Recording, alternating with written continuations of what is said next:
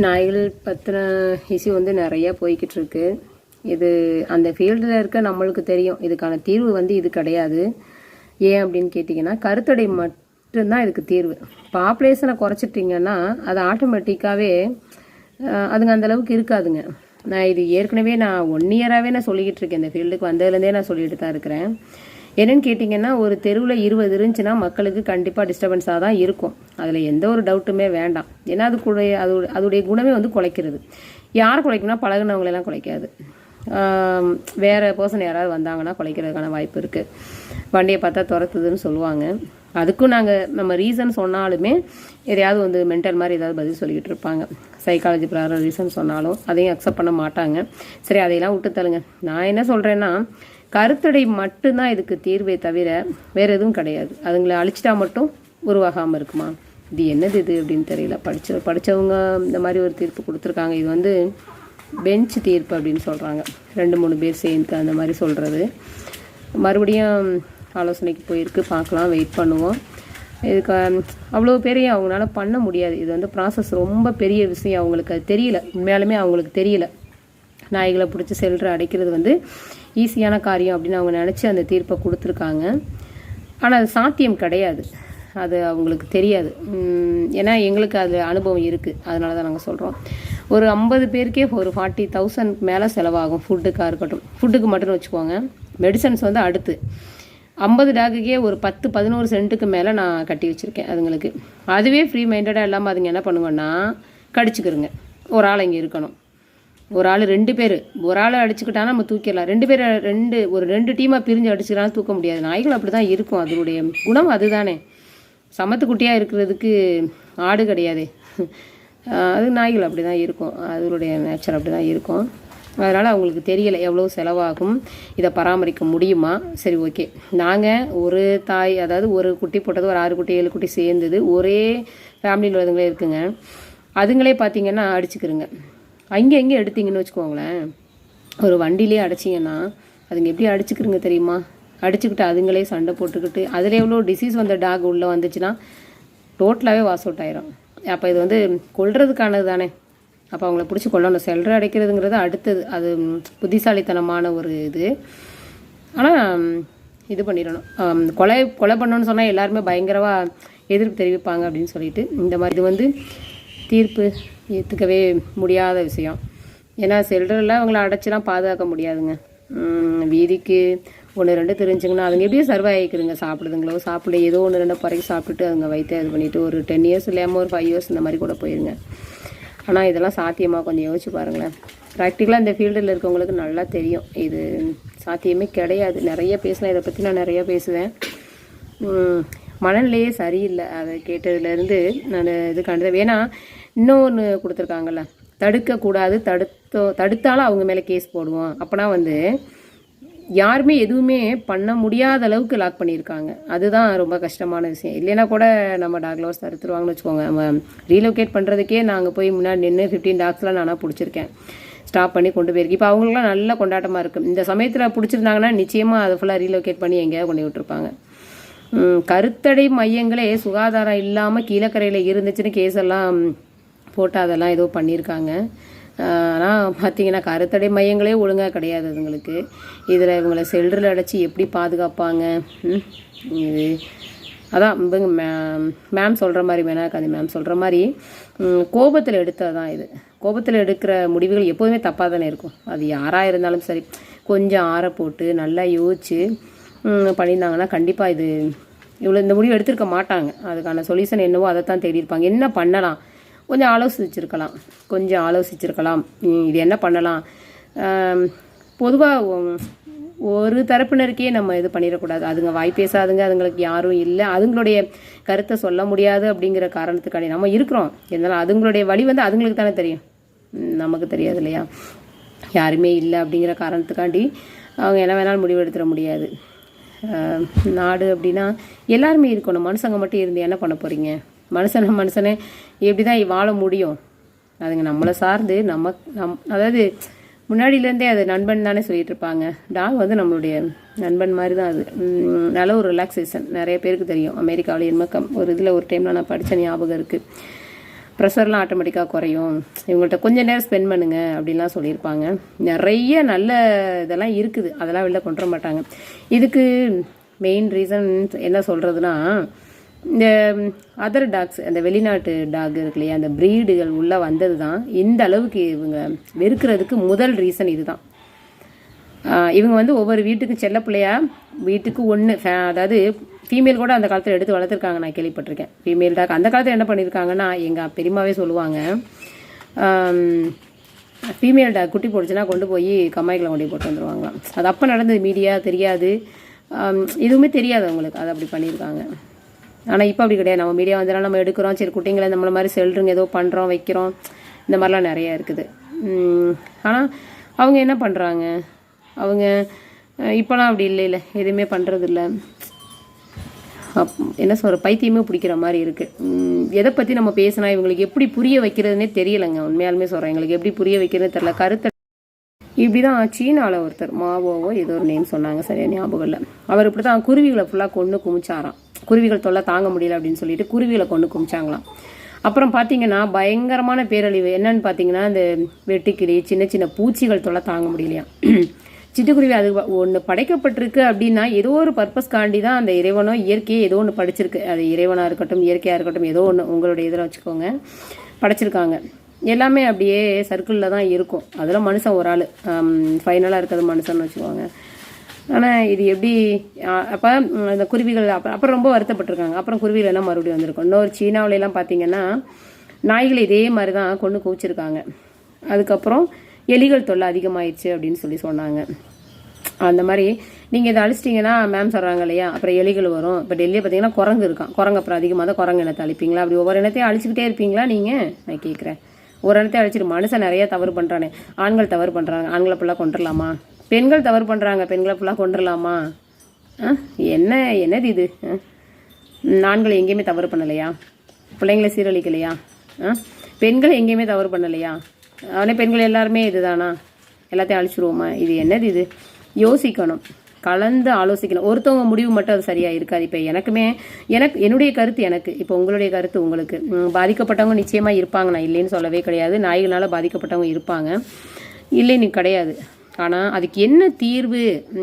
இவ்வளோ ஸ்பீடாக சட்டம் போட்டிருக்காங்க இல்லையா?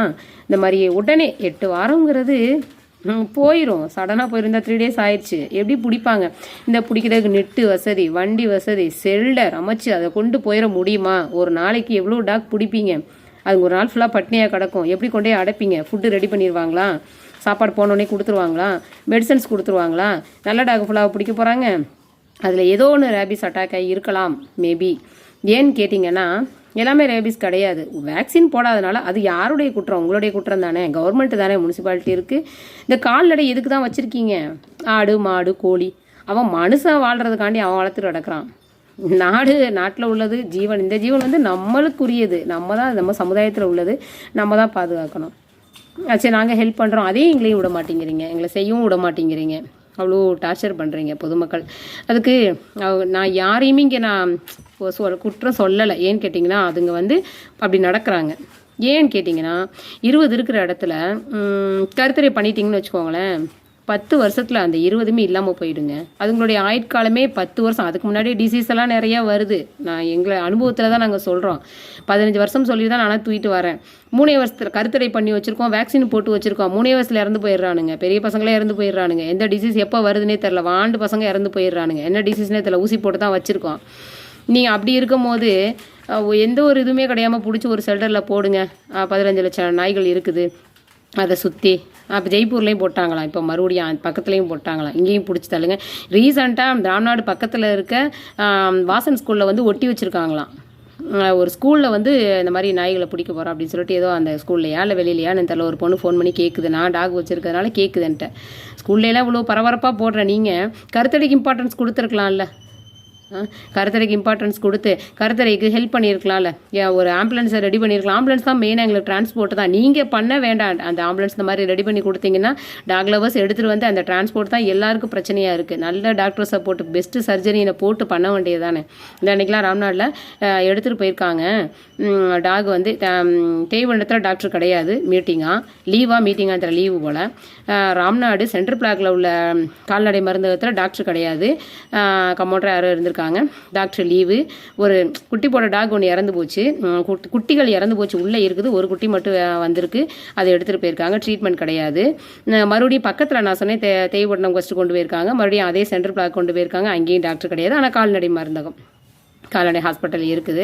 அதுக்கப்புறம் மறுபடியும் நான் என்ன சொன்னேன், சூரக்கோட்டை, அதுக்கு ஒரு 2-3 கிலோமீட்டர் பக்கத்தில் இருக்கான், அதுக்கும் கொண்டு போக சொன்னேன். அங்கே வந்து கம்பவுண்டர் லேடி தான் இருந்திருக்காங்க, இங்கே பார்க்க மாட்டாங்க. சரி ஓகே நாங்கள் வீடியோ ஃபோட்டோ எடுத்துக்கிறோன்னு சொன்னால் உடனே டாக்டருக்கு ஃபோன் பண்ணி உச்சப்புலி கொண்டு சொல்கிறாங்க.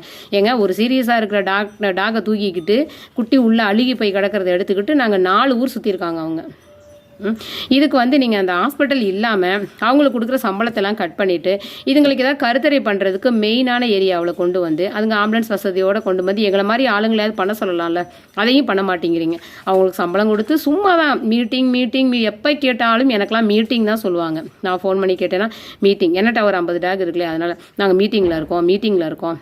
என்ன தான் மீட்டிங் போடுவீங்கன்னு எனக்கே தெரியல. மீட்டிங் அது கரெக்டாக அந்த 10 to 12 தான் அவங்க ஒர்க்கே. 10 மணிக்கு தான் வருவாங்க, 12 மணி வரைக்கும் தான். 12 மணிக்கு ஹாஸ்பிட்டல் க்ளோஸ் பண்ணிடுவாங்க. எங்கேயுமேங்க எனக்கு நான் ப்ரூஃப் வச்சிருக்கேன், மறுபடியும் நான் எடுத்து கூட அனுப்புகிறேன், வீடியோஸ் கூட நான் எடுத்து அனுப்புகிறேன். எத்தனை மணிக்கு உள்ளே வராங்க, எத்தனை மணிக்கு வெளில போகிறாங்க. 2 ஹவர்ஸ்க்கு மட்டும் அவ்வளோ சம்பளம்.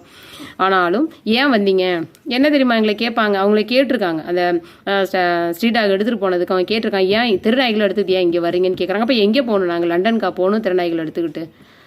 இப்போ இந்த பிரச்சனை வேறு ஓடிக்கிட்டு இருக்கா, இந்த டென்ஷன்லேயே அதுக்கு நான் தனியாக வீடியோவே போடலை. நான் எடுத்து ஃபோட்டோ வீடியோஸ்லாம் நான் எடுத்து வச்சுருக்கேன்.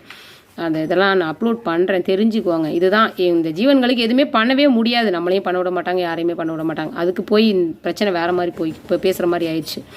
நான் என்ன சொல்கிறேன்னா, இந்த தீர்ப்பு வந்து தவறான தீர்ப்பு. நீ கடி வாங்கியிருக்கியா, கடி உங்கள் பிள்ளைய கடிச்சா தெரியுமா, இதெல்லாம் பேசாதீங்க தயவுசெய்து. எல்லாருக்குமே வலிக்கும், குழந்தைனா எல்லாருக்கும் கஷ்டம்தான். உண்மையாலுமே அந்த வீடியோ பார்க்க முடியாது தான், இல்லைன்னு சொல்லலை. என்ன ரீசன்னா, ஒன்று இருக்கிற இடத்துலையே ஒரு ஃபீமேல் டாக்குக்கே கருத்தடை பண்ணி தொலைங்களேன்.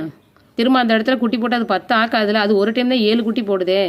7 குட்டி போகிற தடுக்க தானே வேணும். நம்ம அதை விட்டு நீ அந்த ஒரு டாக் இருந்துச்சுன்னா நீங்களே ஆட்டோமேட்டிக்காக சோறு போடுவீங்களே. ஒவ்வொரு கை, ஒரு வீட்டில் ஒரு கை, ஒரு குப்பையை வெளியில் கொட்டினீங்கனாலே போதுமே. குப்பையும் கொட்டுறது கிடையாது. எவ்வளவோ பேசலாங்க, நிறைய பேசிகிட்டே இருக்கலாம்.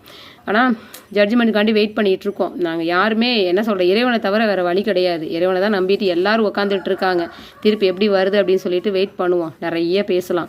கருத்தடைக்கு இம்பார்ட்டன்ஸ் கொடுங்க. எங்களை மாதிரி ஆளுங்க நிச்சயமாக வருவோம். முன்னாடி வந்து கருத்தடைக்கு நாங்கள் பண்ணுவோம். எங்களுக்கு ஹெல்ப் பண்ணுங்கள், எங்களுக்கு சப்போர்ட் பண்ணுங்கள். முதல்ல நிறைய நல்ல உள்ளங்கள் இருக்கிறாங்க, பண்ணுறதுக்கு ரெடியாக இருக்கிறாங்க. ஆனால் பண வசதி ரொம்ப கம்மியாக இருக்குது. என்னட்டே இருக்குது 50 டாக். நான் பணம் ரெடி பண்ணாலுமே எனக்கு டாக்டர்ஸ் கிடையாது, டாக்டர் ஃபெசிலிட்டிஸ் கிடையாது. ஒரு பிள்ளை இறந்தே போயிடுச்சு, ஒரு ஹாஸ்பிட்டல் வசதி இல்லாமல் பைரவா இறந்தே போயிருக்கான். என்ன சொல்கிறீங்க இதுக்கெலாம்? சொல்லுங்கள் பார்க்கலாம். அது உயிர் தானேங்க, ஏன் உங்களுக்கு புரிய மாட்டேங்குது? அது உயிர் தானே, ஏன் அது உங்களுக்குலாம் புரிய மாட்டேங்குது? நிறைய பேசலாம், இதை பற்றி நிறைய நாங்கள் பேசலாங்க. டாக் லவர்ஸ்ன்னு கிடையாது, மனுஷனும் வாழணும், அதுங்களும் வாழணும், அவ்வளோதான். அதுகளுக்கு உண்டானது வந்து கருத்தடை பண்ணுங்க. கருத்தடைக்கு முன்னாடி என்ன பண்ணணும், கருத்தடை பண்ணுறதுக்கு என்ன ஹெல்ப் இவங்களுக்கு பண்ணலாம், அதை மட்டும் யோசிங்க. ஒரு ஊருக்குள்ள ஒரு 10 நாய் இருக்குன்னா இது கவர்மெண்ட் தாங்க பண்ண முடியும். பப்ளிக் அவன் சாப்பாடை தேடுறதுக்கு அவனுக்கு நேரம் இல்லாமல் தெரியுறான். அவன் எப்படி நாய்களுக்கு சாப்பாடு போடுவான்? ஏதோ நல்ல உள்ளங்களை 1-2 போட்டாலும் அது 10 போட்டு வச்சிருதே. 10 குட்டிகளுக்கு அவன் எங்கே போடுவான்? அவன் எப்படி சாப்பாடு போடுவான்? பப்ளிக்கை நான் சொல்லவே கிடையாது. பப்ளிக் அவன் மாட்டுக்கு அவன் வைத்த கழுவுறதை தான் அவன் பார்த்துக்கிட்டு இருப்பான். கவர்மெண்ட் தான் பண்ணணும், கவர்மெண்ட் தான் நிச்சயமாக பண்ணணும். எவ்வளோ காசு எங்கள்கிட்ட வந்து வாங்குறீங்க, வரியாக வாங்குறீங்கல்ல, எவ்வளோ கொடுக்குறோம் நாங்கள். யோசிச்சு பாருங்கள். என்ன சொல்கிறேனே தெரியல. எங்களுக்கெல்லாம் உங்களை விட அனுபவம் கம்மி, படிப்பும் கம்மி, எல்லாமே கம்மியாக வேணால் இருக்கட்டும். ஆனால் எங்களுக்கு தெரிஞ்சது கூட எங்களுக்கு தெரிய மாட்டேங்குது. எங்களுக்கு அனுபவம் இதுகளை பற்றி கொஞ்சம் தெரியும். இந்த அமௌண்ட் எல்லாம் அந்த கால்நடை மருந்து சுற்றி வச்சுருக்காங்க. 2 கிலோமீட்டரில் வச்சுருக்காங்க, 3 கிலோமீட்டரில் வச்சுருக்காங்க. ஆனால் ஒரு பிரயோஜனம் கிடையாதுங்க. உண்மையாலுமே சொல்கிறேன். பார்வை ஊசியும் நாங்கள் வெளியில் தான் போடணும். ஏஆர்வி மட்டும் தான் கொண்டுட்டு போகணும். அது 1-2 டாக்கு தான் கொண்டு போகணும். மற்றவங்க அந்த செல்டரில் இருக்கேன், எனக்கு 50 பேருக்கு நான் கொண்டு போக முடியுமான்னு பாருங்கள். இவ்வளோ ஊசி இங்கே இல்லை, ஸ்டாக் இல்லைன்னு சொல்லுவாங்க ராம்நாட்டில். நான் 10 டாக் கிடைக்க ஸ்டாக் இல்லைன்னு சொல்லிட்டாங்க. வரலாம் இவ்வளோக்கெலாம் போட முடியுமா அப்படின்னு. அவங்கள்ட்டையும் நீங்கள் அதை பாதிக்கப்பட்டிருக்கீங்க, மக்கள் பாதிக்கப்பட்டிருக்கீங்க, இல்லைன்னு சொல்லவே கிடையாது. அதுக்காண்டி அந்த இனத்தை அழிக்கணும்னு நினைக்காதீங்க, அது ரொம்ப தவறு. மிகப்பெரிய விளைவுகளை நம்ம சந்திக்கிற மாதிரி இருக்கும். ஒரு இனத்தை அழித்து தான் நம்ம வாழணுங்கிறது அது ரொம்ப மோசமான, எப்படி சொல்கிறது, மோசம்ங்க. அது ரொம்ப மோசம். எந்த இனத்தையும் அழிக்கக்கூடாது, அவ்வளோதான். அதுக்கு என்ன பண்ணலாம், குற்றவாளியை கூட ஜெயிலில் வச்சு சோறு தானே போட்டுட்ருக்காங்க, நல்லா தானே இருக்கிறாங்க அவங்க. உடனே எடுத்த உடனே சுட்டுலாம் கொல்லலையே, டைம் கொடுக்குறாங்க. அதுலேயுமே நல்லா தெரிஞ்சு வந்தாங்களா, வெளியிலலாம் விட்றதானே கேள்விப்படுறேன் இல்லையா? அந்த மாதிரிலாம் இருக்குது. உண்மையாக பொய்யான்னு தெரியல. குருட்டாம்போக்கில் அந்த ஒருத்தர்லாம் யூடியூப்பில் பயங்கரமாக பேசியிருக்காரு. நாய்னாலே அவருக்கு என்னன்னு தெரில. அவங்க வீட்டிலலாம் அப்போ அந்த ஏரியாவிலே நாய் வச்சுருக்க மாட்டார்னு நான் நினைக்கிறேன். வீட்டில் கொண்டு போய் சோத்தை போடு. ஏன்னா எத்தனை பேருக்கு நாங்கள் சோத்தை போடுவோம்? அது பசிக்கு தானே வந்து நிற்கிது. நான் என்ன சொல்கிறேன், சோறு போடுறோம் இல்லைன்னு கிடையாது. 10 குட்டியே போட தொலைஞ்சிருதே. 4000 கேட்குறாங்க அந்த இதுக்கு, கருத்தடைக்கு. 4000த்துக்கு நாங்கள் எங்கே போவோம்? ஒரு நாய்க்கு பண்ணிடுவோம், ஓகே. 50 வச்சுருக்க, 50 திறனாய் நிற்கிது ஊருக்குள்ளே. 50 பேருக்கு நாங்கள் எப்படி பண்ணுறது? அமௌண்ட்டு வேணுமே. இது ஏன் புரிய மாட்டேங்குது? அதை கவர்மெண்ட்டுக்கு அவங்க சொல்லியிருக்கலாம்ல. அவங்க பெரிய சேனல் தானே, சொல்லியிருக்கலாம்ல. அதாவது ஒரு சேனலில் நம்ம ஒரு விஷயம் போடுறோன்னா எங்களுக்கும், அதாவது நாய்கள் பிரச்சனையும் பேசணும், மனுஷங்க பிரச்சனையும் பேசணும். ஃபேவராகவே மனுஷனுக்கே பேசிக்கிட்டு இருந்தேன்னா நாயே வேண்டாமா உனக்கு? நாயினால எந்த பெனிஃபிட்டுமே இல்லையா? நாயினால எந்த பெனிஃபிட் யாருமே எதுவுமே அனுபவிச்சதே கிடையாதா? நான் கேட்குறேன். அவன் காலை பயிர் போய் அவன் தேங்காய் உடைச்சிட்ருப்பான். உண்மையாலுமே நடக்கும், அது நடக்கும், அது நடந்திருக்கும். அவங்க மனசாட்சிக்கு மட்டும்தான் தெரியும். காலை பயிர் போய் கும்பிட்டுட்டு இருப்பாங்க. வெளியில் அது ஒரு பிஸ்கட் வாங்கி போட மாட்டாங்க. இதுதானே. அதனால் யாரும் வெறுக்க வேணாம், அந்த ஜீவனை வெறுக்க வேண்டாம். கருத்தடைக்கு முக்கியத்துவம் கொடுங்க, கருத்தடை பண்ணுங்க. அப்படி கொஞ்சம் திங்க் பண்ணுங்க. கருத்தடை பண்ண ஏன் குட்டி போட போகுது? அது வடக்கு போட்டாட்டம் ஒன்று படுத்து கிடக்கும். 10 வருஷத்துல அந்த ஸ்ட்ரீட்டில் எதுவுமே இருக்காது, அழிஞ்சு போயிருங்க. நம்ம 60 வருஷமோ 70 வருஷமோ இருப்பீங்க. உங்களுக்குள்ளேயே அது அழிஞ்சு போயிடும். நீங்கள் இருக்கிற காலத்திலேயே அந்த நாய்கள் இனம் அழிஞ்சு போயிடும். நானும் அதை தான் நான் வேண்டிக்கிட்டு இருக்கேன். அழியணும் தான் நானும் வேண்டிகிட்டு இருக்கேன். ஆனால் இப்படி நம்மளாம் அழிக்கக்கூடாது இல்லையா? அதுவே அழியட்டும். 10 குட்டி போட்டாலும் ஒன்று தாங்க பிழைக்கும். 8 9ன்னு இறந்து போயிடும். அது இறைவன் அப்படி தான் அமைச்சிருக்காரு. நீங்கள் மேற்கொண்டு அதை கஷ்டப்படுத்த வேண்டாம். மொத்தமாக பிடிச்சி ஒரு இதுக்குள்ளே போட்டிங்கன்னா சண்டை போட்டுக்குவானுங்க. நோய் பார்வனு பெரிய நோய் இருக்குது, சிடின்னு ஒரு மிகப்பெரிய நோய் இருக்குது. அதெல்லாம் எப்படி பரவும் தெரியுமா உங்களுக்கு? இந்த கெனல் காஃப் எனக்கே இந்த 3 பேருக்கு பரவி இருக்குது. இவ்வளோக்கு நான் தனியாக வச்சுருக்கேன் அதுங்களெல்லாம். 3 பேருக்கு பரவி, ஒருத்தனுக்கு 3 பேருக்கு. அப்போ அதுங்களாம் என்ன எவ்வளோ நோய்களோடு உள்ளே வருங்க பாவம். பசியில் கடத்துக்கிறது வரும். நல்லா ஒருத்தவங்க வீட்டில் வாசலில் சாப்பிட்டுக்கிட்டு இருந்து அதையும் பிடிச்சி உள்ளே போடுவாங்க. இங்கே இங்கே சாப்பாடு போடுறீங்களா போடலையான்னு எங்களுக்கு என்ன அப்டேட் கொடுக்கவா போகிறீங்க? எங்கள் டாக் லவருக்கோ இல்லை யாருக்கோ அப்டேட் கொடுக்க போகிறீங்களா? அந்த மாதிரி நடந்துக்கிட்டு இருக்கு. நாங்கள் நாய்களை நல்லா தான் வச்சுருக்கோம். நோயுள்ள நாய் தனியாக பிரிச்சிருக்கோம், குட்டிகளை தனியாக பிரிச்சிருக்கோம், நல்ல டாக்லாம் தனியாக விட்டுருக்கோம். இப்படி தான் அப்டேட் கொடுக்க போகிறீங்களா? ஒன்றுமே கிடையாது. கொலை பண்ண போகிறோங்கிறத பகிரங்கமாக சொல்லாமல் இப்படி சொல்லியிருக்கீங்க, அவ்வளோதானே. ஆனால் கொஞ்சம் மாற்றிக்கோங்க, கொஞ்சம் யோசிங்க, மனிதாபிமானத்தோடு நடந்துக்கோங்க. நம்ம மட்டும் வாழணும்னு நினைக்கக்கூடாது, அதுங்களும் வாழணும். அதுங்கன்னு இல்லை, எல்லாருமே வாழணும். எல்லா ஜீவன்களுக்கும் இந்த உலகம் சொந்தம். கொஞ்ச நாள் தான் வாழ போகிறோம். எவ்வளோ நாள் வாழ்ந்துட போகிறோம் சொல்ல முடியுமா? இருக்கா தெரியுமா என்ன? கொஞ்ச நாள் தான் வாழ போகிறோம். கொஞ்சம் மனிதநேயத்தோடு வாழ்ந்துக்கோங்க. என்ன சொல்ல, ரொம்ப வலிக்குது. ஆனால் வெளியே சொல்ல முடியாத அளவுக்கு வலிகள் இருக்குது. அதுக்காண்டி உடனே நாய்கள் தான் இம்பார்ட்டன்ஸ் நான் சொல்லவே கிடையாது. அதுக்கு தீர்வு வேணும், அவ்வளோதான். அதை அழிச்சிடாதீங்க. அது இருந்துட்டு போகுது, அது ஒரு வாரமாக இருந்துட்டு போகுது. அதுக்கு என்ன தீர்வோ அதை பண்ணுங்கள். ஏதோ ஒரு நாய் தவறு பண்ணுது, ஏதோ ஒரு நாய் கடிக்குது. அந்த கடிக்கும் காரணம் நம்ம தான் அப்படிங்கிறது தெரியும். அதை தெரிஞ்சுக்குவாங்க. 6 அறிவு படைச்சா நாம தான் காரணம், கவர்மெண்ட்டு தான் காரணம். கவர்மெண்ட்டு சரியான நேரத்தில் அதுக்கு சரியான வேக்சின் போட்டிருந்தா ரேபிஸ் வராது. அடித்து நாங்கள் சொல்கிறோம், வருஷத்துக்கு ஒரு ஊசி போட்டே ஆகணும். அதை பண்ணுங்கள். அதை விட்டுட்டு நாய் கடிக்குது, நாய் துரத்துது, ஒரு பைக்கில் போக முடியல, நாங்கள் இந்த டெலிவரி பண்ண முடியல, சாப்பாடு டெலிவரி பண்ணுறலாம் ஒரு பிரதர் போட்டிருக்காங்க. கஷ்டம்தான், இல்லைன்னு சொல்லலை. அது எதுக்கு துரத்துது, என்ன துரத்து, நம்ம போய் ஆராய்ச்சிலாம் பண்ண வேண்டாம். கருத்தடை பண்ணிட்டீங்கன்னா அந்த தெருவில் இருக்காது, அவ்வளோதான். கொஞ்சம் கொஞ்சமாக அழிஞ்சு போயிடும், பெருகாது. அது அப்படியே உங்கள்கிட்டயே பழக ஆரம்பிச்சிடும். அதுக்காண்டி தான் சொல்கிறோம். ரெக்வஸ்ட்டாக தான் கேட்குறோம், ஆர்டர்லாம் சொல்லலை, ரொம்ப கடுமையாலாம் பேசலை. எங்களுடைய வழிகளை சொல்லியிருக்கோம். அதுகளுடைய வழிகளை நாங்கள் சொல்கிறோம், அவ்வளோதான். வெறுக்காதீங்க, அதை வெறுக்காதீங்க. வெறுக்கிற அளவுக்கு அது அந்தளவுக்கு ஒன்று கொடுமையான மிருகம்லாம் கிடையாது. நீங்கள் பழகுனீங்கன்னா ஒரு 2 டைம் சாப்பாடு போட்டிங்கன்னா ஆட்டோமேட்டிக்காக அது மாறிடும். ரேபிஸ்க்கு ஊசியை போட்டுடலாம். நாங்களே எவ்வளவோ பழகுறோம். பழகியுமே எங்கள்கிட்ட தூரமாக இருக்க டாகெல்லாம் இருக்குதுங்க, பழகாதுங்க. மனுஷனை நம்பாதுங்க, அவ்வளோ சீக்கிரம் நம்பாதுங்க சிலதுங்கெல்லாம். ஏன்னா அந்தளவுக்கு அது அடி வாங்கியிருக்குங்க மனுஷங்கள்கிட்ட. அதனால சொல்கிறேன், தீர்ப்பை மாற்றி நல்லா யோசித்து அதுகளுக்கு சொல்யூஷன் என்ன கொடுக்கணுமோ அதை கொடுங்க. நாங்கள் வெயிட் பண்ணிகிட்ருக்கோம். தேங்க்யூ. தவறாக பேசியிருக்க மாட்டேன்னு நினைக்கிறேன். தவறாக பேசியிருந்தாலும் சாரி, மன்னிச்சுக்கோங்க. ஆனால் அதுங்களுடைய நிலைமையிலேருந்து கொஞ்சம் யோசிங்க. மனுஷங்களையும் நான் குறை சொல்லவே கிடையாது. தேங்க்யூங்க. Thank you so much.